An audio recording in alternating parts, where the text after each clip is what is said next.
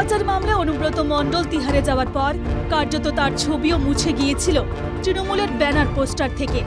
কিন্তু কেন্দুলির জয়দেবের মেলায় ফের দেখা গেল বীরভূম জেলার তৃণমূল সভাপতি অনুব্রত মণ্ডলের ছবি।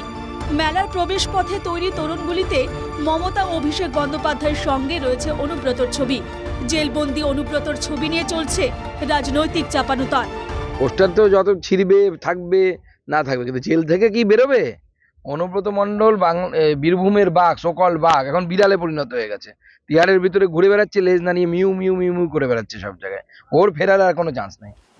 যারা ওকে পছন্দ করেন তারা যদি কেউ পোস্টার দিয়ে থাকেন তাদের ব্যাপার, দিয়েছেন। অনুব্রতর ছবি নিয়ে সরগরম হয়ে উঠেছে জেলা রাজনীতিও। অনুব্রতকে সন্ত্রাসের প্রতীক বলে তোপ দেগেছে বিজেপি। আর অনুব্রত হচ্ছে বীরভূম জেলা তথা তৃণমূলের সন্ত্রাসের প্রতীক।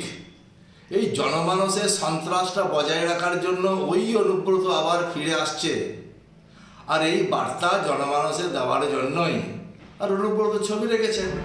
অনুব্রত এখনো জেলা সভাপতি, তাই তার ছবি সামনে রাখা হয়েছে, এমনটাই দাবি স্থানীয় তৃণমূল নেতৃত্বের।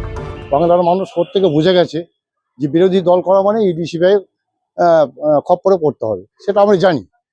সেই হিসাবে অনুব্রত মণ্ডল আমরা মনে করি এখনো নির্দোষ ব্যক্তি। তার যখন কোনো প্রমাণ হয়নি, অতএব তাকে দোষী সাব্যস্ত করে আমরা কিন্তু সেই অপরাধ করতে পারি। পৌষ সংক্রান্তি উপলক্ষে রবিবার শুরু হয়েছে জয়দেবের কেন্দুলির মেলা। হাড় কাঁপানো ঠান্ডায় উত্তাপ ছড়িয়েছে অনুব্রত মণ্ডলের ছবি। তৃণমূলের সাফ কথা, অনুব্রতকে সামনে রেখেই তারা নির্বাচনে লড়বে। বিজেপির পাল্টা কটাক্ষ, অনুব্রতর বিকল্প পাচ্ছে না মমতা বন্দ্যোপাধ্যায়ের দল। বীরভূম থেকে অঞ্জনদের রিপোর্ট, NKTV বাংলা।